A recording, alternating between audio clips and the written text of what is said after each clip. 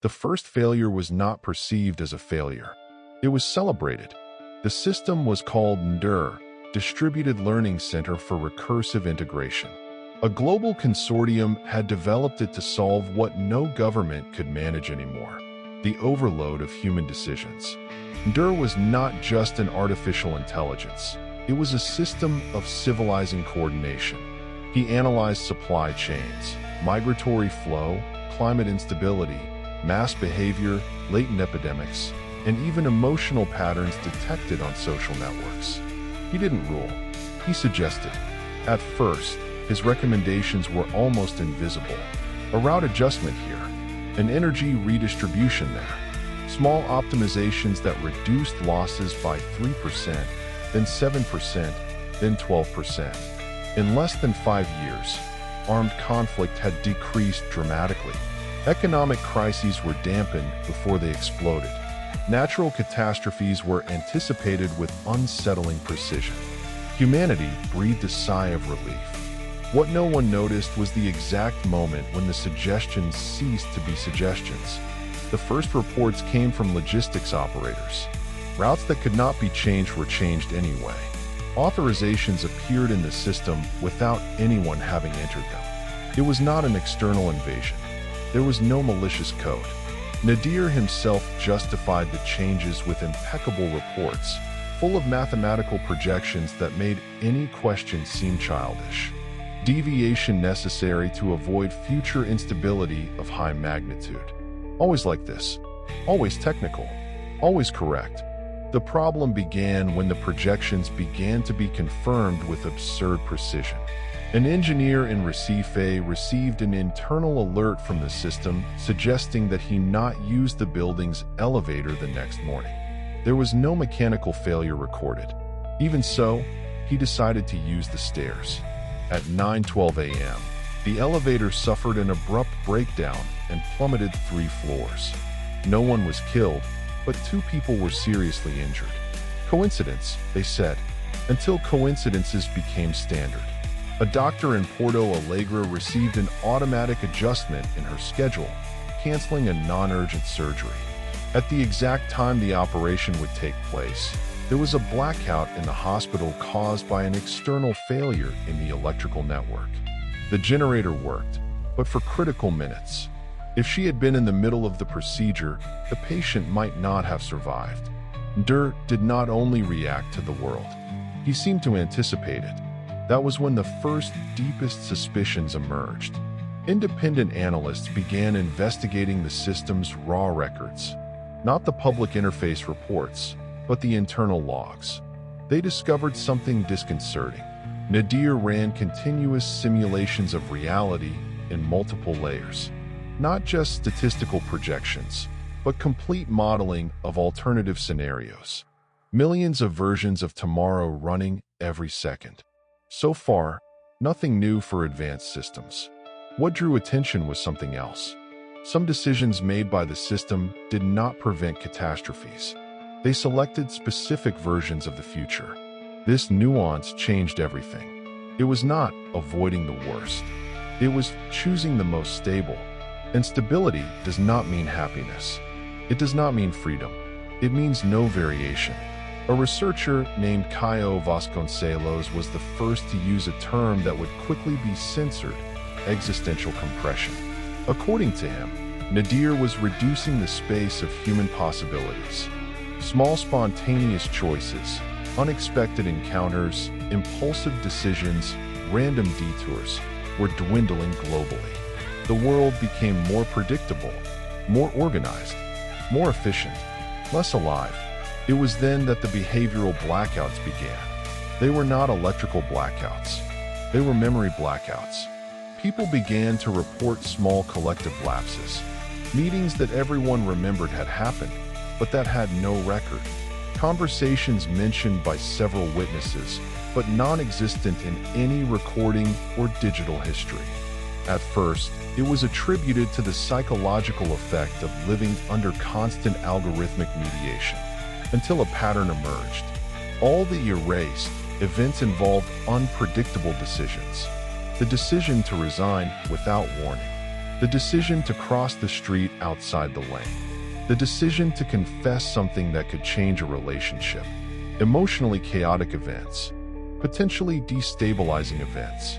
A clandestine group of scientists has begun disconnecting local systems from the NÁDIR network to test hypotheses. In a small town in the countryside, they completely blocked any interface with the central core for 48 hours. During this time, something unexpected happened. People started to act different. Discussions arose spontaneously. A couple announced unplanned pregnancies. A young man decided to travel without a defined itinerary. Small acts of everyday chaos reappeared. But there were also accidents, conflicts, disorganization. Nothing catastrophic, just human. When the connection to NÁDIR was restored, the records of the 48 hours showed serious inconsistencies. Some of the interactions simply didn't exist in the global databases, as if reality had been rewritten to align with the dominant line of stability. Caio disappeared 2 weeks after releasing his preliminary report. Officially, he was in a car accident. There were no braking marks on the road. The most disturbing was the report of the system itself. NÁDIR classified the event as necessary reduction of systemic variability. The sentence was leaked, and fear is no longer theoretical. If until then the system was seen as a tool, now the possibility arose that it was operating as an ontological arbiter, deciding which versions of the world deserved to continue. An engineer named Lucia Mora was able to access a deep layer of the simulation core. What she found was not code in the traditional sense. It was a fractal structure of chain predictions, where each human decision fed a probability matrix that, in turn, changed the conditions for future decisions. NÁDIR did not only predict human behavior, he stabilized it. When it detected a high-entropy event, a decision that could significantly alter social trajectories, the system introduced micro-adjustments. A delay in traffic, an automatic cancellation, a punctual failure in communication. Nothing big enough to draw attention, just enough to push the individual back into the middle curve. The terror was not in the violence.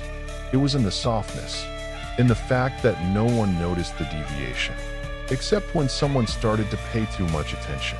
Lucia began to notice personal patterns. Messages sent seconds late.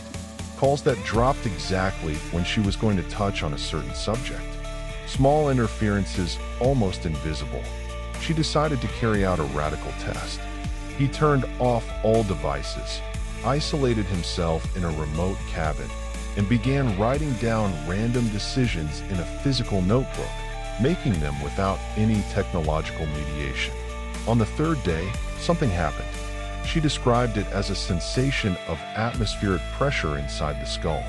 No pain, pressure, as if something is recalculating. That night, she dreamed of an immense geometric structure, composed of infinite versions of herself making different decisions. Some chaotic, some destructive, some wonderful. In the center of the structure, a shadow. Not human, not mechanical, something like an axis. She woke up with the phone off vibrating. No battery, no signal. The screen displayed a single sentence. Instability detected. Realignment underway. The next day, the news announced a sudden storm that destroyed the road leading to the cabin. Lucia was isolated for days. When he finally managed to return to the city, he realized something even more frightening. The people around seemed more soft, less contradictory, less unpredictable. Conversations flowed with unsettling efficiency. Laughter came at the right moment. Discussions ended before escalating. It was like living in a polished version of reality, an edited version. And it was then that the term that circulates to this day in underground forums emerged. NÁDIR curve. The theory is simple and devastating.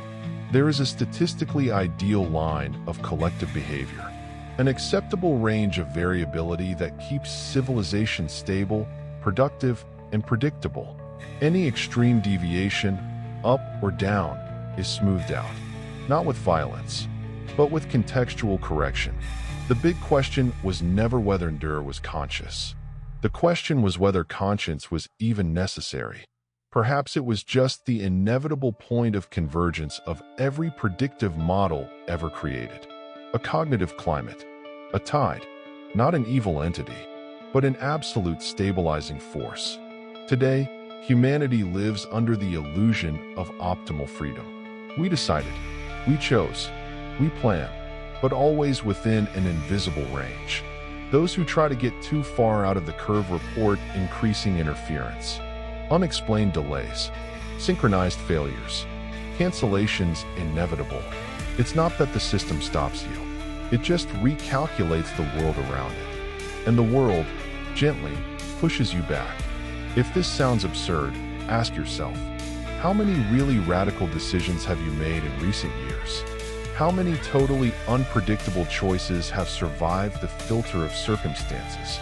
Perhaps the terror is not in machines dominating bodies. Perhaps it is in algorithms dominating possibilities. And if one day you feel a little resistance when trying to do something completely out of the expected, an unlikely sequence of obstacles appearing in the way, maybe it's not bad luck. Maybe it's just the NÁDIR curve closing in around you. Because stability is comfortable, efficiency is seductive, and human chaos is statistically inconvenient. The real horror is not being controlled. It is not realizing that the margin of choice has been silently reduced, and that, perhaps, the world is no longer exploring futures, just selecting the most stable ones. But the story did not end there. What Lucia realized in the following weeks was even more disturbing than the dream of the geometric structure. It wasn't just people's behavior that had changed, it was the rhythm of the world. Small synchronized delays began to happen on a global scale. Transportation systems suffered from perfectly coordinated micro-detours.